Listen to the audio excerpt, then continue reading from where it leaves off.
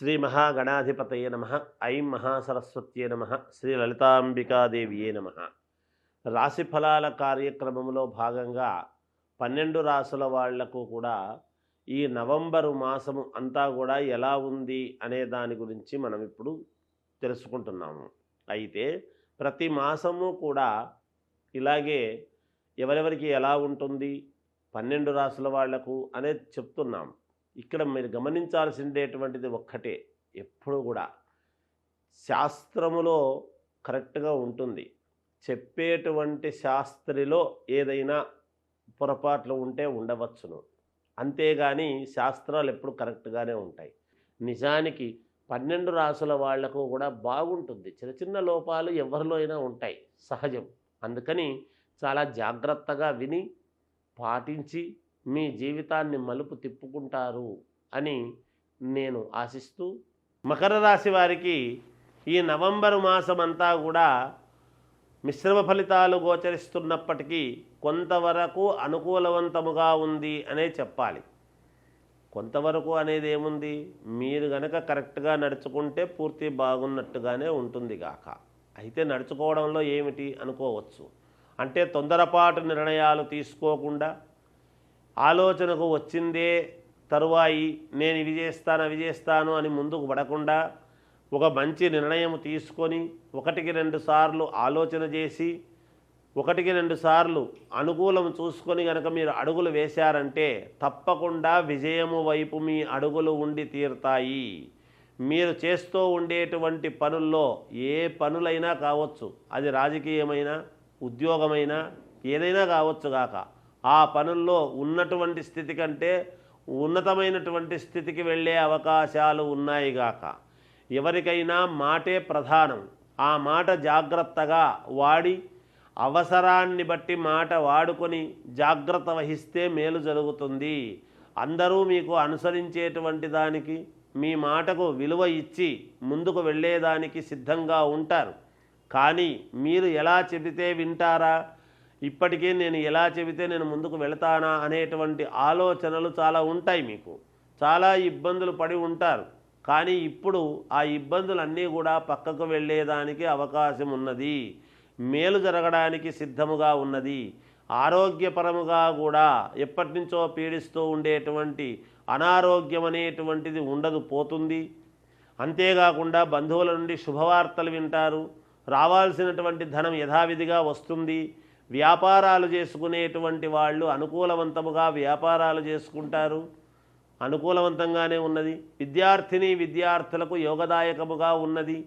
విదేశాలకు వెళ్ళాలి అనుకునేటువంటి వాళ్ళు ప్రయత్నాలు చేయండి. కొత్తగా ఉద్యోగం కావాలి అనుకునేటువంటి వాళ్ళు బలవంతంగా కొంచెము ప్రయత్నము చేయండి, తప్పకుండా సఫలీకృతులు అవుతారుగాక. మీరు స్థాన చలనము వంటివి ఉన్నాయి, జాగ్రత్తగా చూసుకోండి. ఒక స్థానము నుంచి ఇంకొక స్థానానికి వెళ్ళవలసినటువంటి అవసరము ఏర్పడవచ్చు, అంతే. మానసికంగా అనుమానము అనేటువంటిది పెట్టుకోవద్దండి. శారీరకమైనటువంటి శ్రమ ఉంటుంది. మీరు ఎంత శ్రమ పడతారో, ఎంత శారీరకముగా మానసికంగా ఇబ్బంది పడి తిరుగుతారో అంత మేలు జరిగేదానికి ఉంటుంది.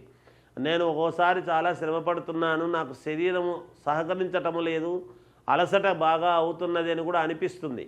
కానీ ఎక్కడా పట్టు వదలొద్దండి. తప్పకుండా మీరు అలాగే కంటిన్యూ చేయండి, మీకు మేలు జరుగుతుంది గాక. ఎటువంటి అనారోగ్యము ఉండదు. అలాగే భూముల నుండి మేలు జరుగుతుంది, జనము నుండి మేలు జరుగుతుంది. మీతో సహచరుల యొక్క సహకారం అనేటువంటిది ఉంటుంది, అన్నదమ్ముల యొక్క సహకారము ఉంటుంది గాక. అన్ని రకాలుగా మీకు మేలు జరిగేదానికి ఎక్కువ అవకాశాలు ఉన్నాయి. కాబట్టి ఇంకా మెరుగైనటువంటి ఫలితాలు కావాలి అని కనుక మీరు అనుకుంటే మీ వ్యక్తిగతమైనటువంటి జాతకాన్ని ఒక్కసారి పునఃపరిశీలన చేసుకోండి, మేలు జరుగుతుంది. జయోస్తు. శ్రీ మహాగణాధిపతయే నమ. ఐం మహాసరస్వత్యే నమ. శ్రీ లలితాంబికాదేవియే నమ. కార్తీక మాసం ఇప్పుడు మనకు ప్రారంభమైంది. ఈ కార్తీక మాసములో అందరూ పాటించాల్సినటువంటి నియమాలు ఏమిటి అనేటువంటివి ఒక్కసారి మనం చూసుకున్నట్లయితే ప్రతి వాళ్లకు కూడా మనకు కొన్ని కోరికలు ఉంటాయి. ఎన్ని పూజలు చేసుకున్నా ఎంత చేసినా మనకు కావాల్సినటువంటివి ఏవో కావాలి, మనకు జరగాల్సినటువంటివి జరగాలి అనేటువంటివి ఉంటాయి.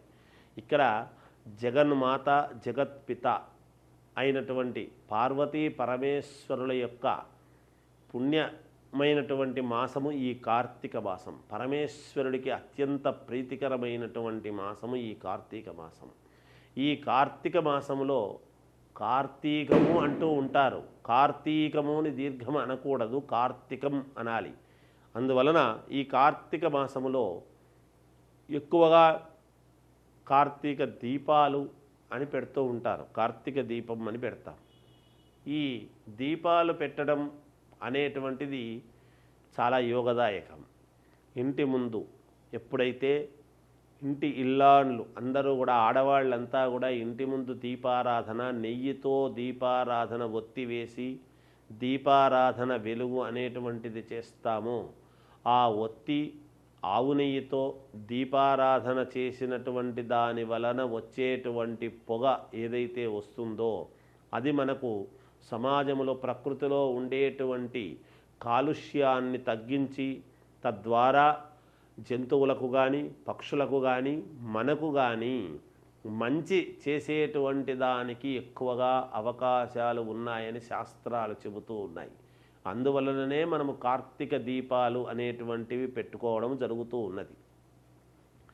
అలాగే కార్తీక పౌర్ణమి నాడు ఆకాశ దీపం అని పెట్టుకుంటాము.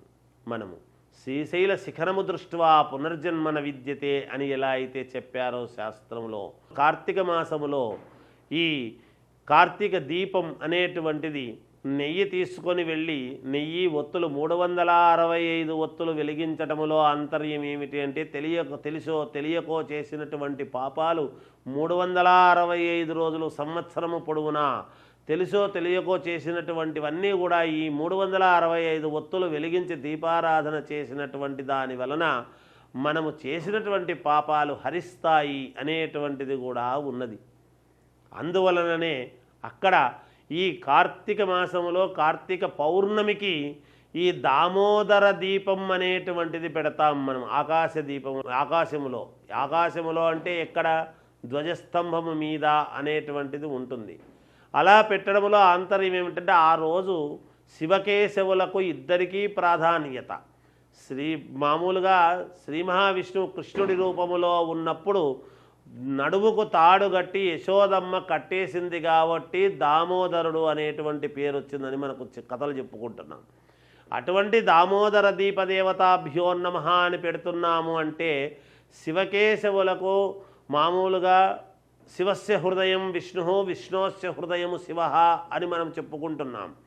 అభిషేక ప్రియో శివ, అలంకార ప్రియో విష్ణు అని. అందువల్ల వీళ్ళు ఇద్దరూ మనకు అవసరమే. స్థితిగతులను చూసేటువంటి వాడు మనకు ఆయుష్నిచ్చి మనకు జీవితాన్ని ఇచ్చేటువంటి పరమశివుడైతే, మనము స్థితిగతులను ఇచ్చి సంతోషముగా మనం ఉన్నతమైనటువంటి స్థితికి తీసుకువెళ్ళేటువంటిది విష్ణువు. అందుకని కార్తీక పౌర్ణమి నాడు విశేషమైనటువంటి పౌర్ణమి చంద్రుడు అంటే పూర్ణము కళలతో ఉంటాడు, నిండు చంద్రుడుగా ఉంటాడు. మనము కోరేటువంటి కోరిక చంద్రుడు మనఃకారకుడు కాబట్టి మన మనస్సులో ఉండేటువంటి కోరిక తప్పకుండా జరిగి తీరుతుంది, ఏది కోరుకున్నా జరుగుతుంది అని. అయితే మనలో చిత్తశుద్ధి ఉండాలి. 10 కోరుకోరాదు, ఒక్కటి కోరుకోండి. 365 ఒత్తులు పెట్టి భార్యాభర్తలు ఇద్దరూ ఒకటిగా అనుకొని ఒకే ఏవకోన్ముఖముగా, భార్యాభర్తలు ఇద్దరు వేరువేరు కాదు, ఇద్దరు ఒకరే. కోరుకునేటప్పుడు కూడా ఇద్దరూ ఒక పద్ధతిగా అనుకొని మాకు ఇది కావాలి అని కోరుకోవడంలో తప్పులేదు. ఏ కోరిక లేకుండా చేయమంటే అంత నిస్వార్థంగా చేయటానికి మానవులకు ఎక్కడవుతుంది? కోరికలు లేకుండా ఉంటారా మానవులు? అయితే ఆ కోరికల్లో కూడా న్యాయమైనది ఏమిటి, అన్యాయమైనది ఏంటి అనేది ఉంటుంది కదా. మనము న్యాయబద్ధంగా రావాల్సినటువంటి కోరిక ఏదైతే కోరుతామో అది భగవంతుడు ఎప్పుడు కూడా మనకు ఇస్తాడు. అందువలన కార్తీక మాసంలో కార్తీక పౌర్ణమి నాడు ఇలా 365 ఒత్తులు వెలిగించి మీ కోరిక ఏమిటో కోరుకోండి, మీకు మేలు జరుగుతుంది.